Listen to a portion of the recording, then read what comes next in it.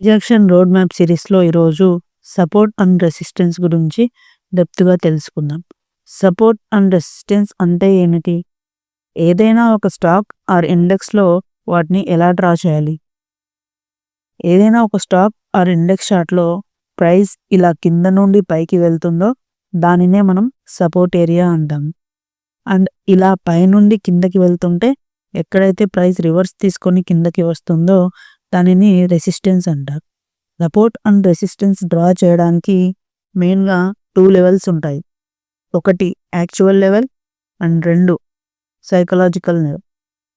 Actual levels అంటే price multiple times ఏ area నుండి అయితే రివర్స్ అవుతుందో ఆ ఏరియాని మనము కీ లెవెల్స్ అంటాము. అండ్ సైకలాజికల్ లెవెల్స్ అంటే రౌండ్ నెంబర్స్ లైక్ 23,000, 23,100, 23,200 ఇలాంటి నెంబర్స్ ఉన్న లెవెల్స్ని మనము సైకలాజికల్ లెవెల్స్ అంటాం. ఇక్కడ ప్రైజు రివర్స్ అవుతుంది అంటే సెల్లర్స్ ఇక్కడ యాక్టివేట్ అవుతారు ఆర్ ఫ్రెష్ బయర్స్ ఎంటర్ అవుతారు.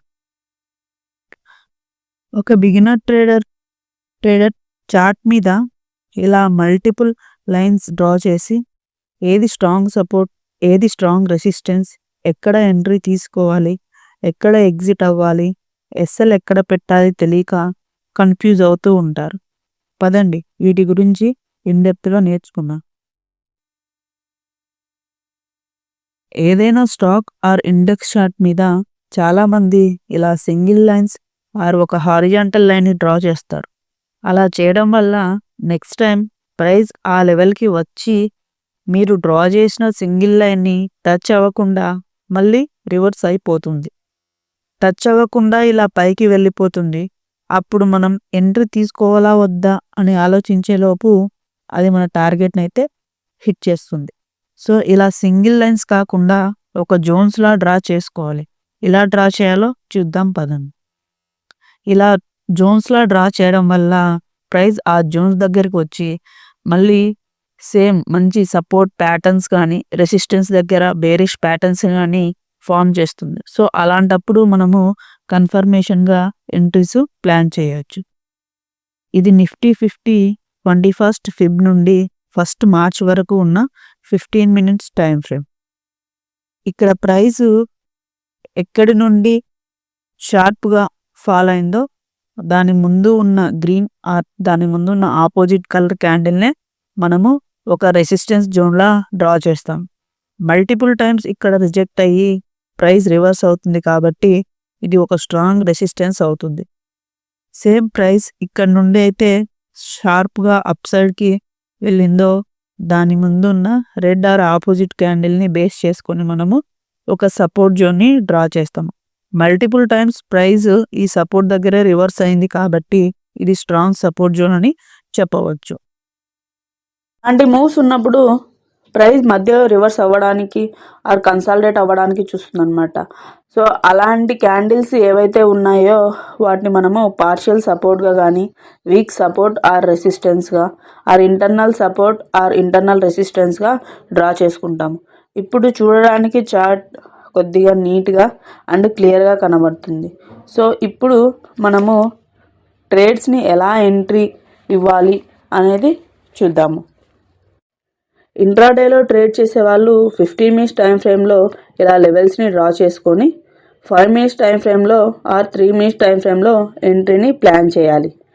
ఇప్పుడు 5 మినిట్స్ టైం ఫ్రేమ్లో ఈ జోన్స్లో ఎంట్రీ, ఎగ్జిట్, ఎస్ఎల్ ఎలా ప్లాన్ చేయాలో చూద్దాం. ఇది Nifty 50 28th Feb 5 minutes time frame. Market మనం డ్రా చేసిన రెసిస్టెన్స్ జోన్ దగ్గరే ఓపెన్ అయ్యి చిన్నగా రిజెక్ట్ అవుతూ ఒక బేరిష్ ఎంగల్ఫింగ్ ప్యాటర్న్ని ఫామ్ చేసింది. సో ఇక్కడ మనము ఒక షార్ట్ ఎంట్రీ ఆర్ పుట్ని కానీ బై చేస్తాము. మన ఫస్ట్ టార్గెట్ వచ్చేసి ఈ weak support zone, second target వచ్చేసి ఈ స్ట్రాంగ్ సపోర్ట్ జోన్. మనం ఎంట్రీ తీసుకున్నాక ప్రైస్ ఇలా ఫాల్ అవుతూ ఫస్ట్ టార్గెట్ని హిట్ చేసినప్పుడు మనము 70% ఆఫ్ ది క్వాంటిటీ ఆర్ లాట్స్ని ఎగ్జిట్ చేయాలి అండ్ మిగిలిన పొజిషన్స్ ఆర్ లాట్స్ని ట్రైలింగ్ ఎస్ఎల్గా జోన్ పైన పెట్టాలి. ఎందుకంటే ఇక్కడ ప్రైస్ రివర్స్ అయ్యవచ్చు ఆర్ కన్సాలిడేట్ అవ్వచ్చు. సో మనము 70% ఆఫ్ ది ప్రాఫిట్ని ఇక్కడే బుక్ చేయాలి. ప్రైస్ ఇక్కడ రివర్స్ అవ్వడానికి చూస్తుంది, బట్ పైన స్ట్రాంగ్ షార్ప్ సెల్లింగ్ ప్రెజర్ ఉండడం వల్ల ప్రైస్ మళ్ళీ డౌన్ సైడ్కి వచ్చి మన సెకండ్ టార్గెట్ని హిట్ చేస్తుంది. ఇక్కడ మనం టోటల్గా మన ట్రేడ్ నుండి ఎగ్జిట్ అవుతాము. ఇంకా ఈ డేలో మనము మళ్ళీ ట్రేడ్ చేయము, ఎందుకంటే ఆల్రెడీ మార్కెట్లో ఇంత పెద్ద మూవ్ వచ్చింది. రిటైల్ ట్రేడర్స్ని ట్రాప్ చేయడానికి మళ్ళీ ఫేక్ మూవ్ వచ్చే ఛాన్సెస్ కానీ రివర్స్ అయ్యే ఛాన్సెస్ ఉంటుంది. సో మనము ట్రేడ్ని కంప్లీట్ చేసాం కాబట్టి మళ్ళీ ఎంట్రీ అనేది ఇవ్వము. నెక్స్ట్ డే ఇది 29 Feb 5 minutes chart, Nifty chart frame అనమాట. ఇక్కడ ప్రైస్ స్ట్రాంగ్ సపోర్ట్ దగ్గరే ఓపెన్ అయ్యి ఇలా అప్ సైడ్ బ్రేక్ ఇస్తుంది.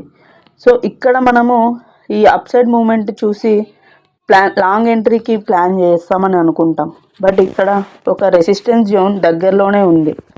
సో మనము ఇక్కడ రిస్క్ రివార్డ్ రేషియో సెట్ అవ్వదు కాబట్టి ట్రేడ్ ఎంట్రీ ఇవ్వకుండా వెయిట్ చేస్తాము.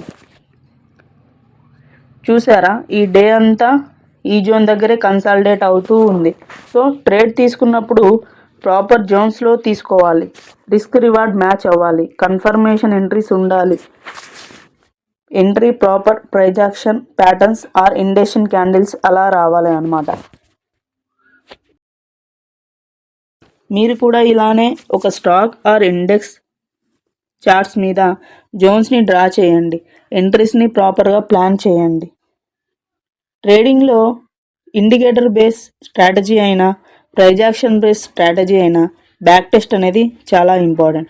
మీ స్ట్రాటజీని బ్యాక్ టెస్ట్ చేసి కన్ఫర్మేషన్ అండ్ కాన్ఫిడెన్స్ వచ్చే వరకు ట్రేడ్స్ని ప్లాన్ చేయొద్దు. All the best folks, take care, trade safe.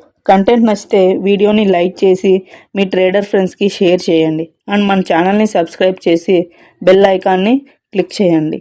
Next A topic cover చేయాలో కమెంట్లో చెప్పండి అండ్ థ్యాంక్ యూ.